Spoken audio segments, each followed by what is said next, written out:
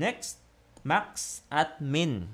Now, this just gives you yung maximum at minimum values sa isang set na binigay nyo. Okay? Wala siyang masyadong gamit kasi, tingnan nyo, maximum ng 9, 100, 500.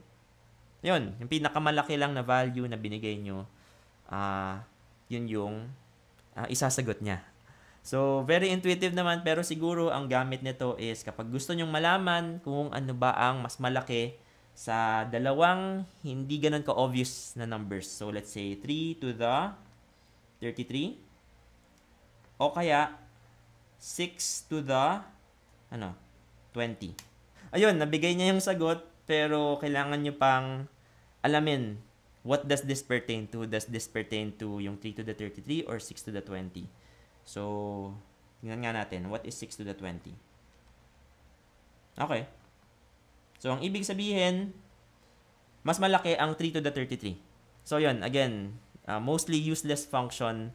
Mas magandang i-type nyo na lang yung mga numbers individually and see kung ano yung mas malaki sa kanila.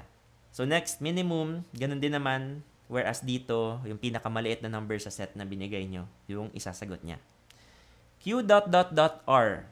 This gives you the quotient and remainder ng dalawang numbers. So, for example, meron tayong 100, 7. Ano ba ang remainder when you divide 100 by 7? 2. At yun, binigay na rin niya yung quotient na 14. Next is yung mod or modulo. So, this only gives you the remainder. Okay? Remainder lang siya.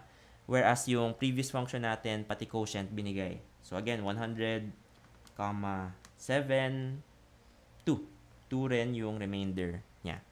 Sana natulungan kayo ng video na ito. If you want more tips like this, subscribe kayo sa aming channel for more future videos. Thank you for watching.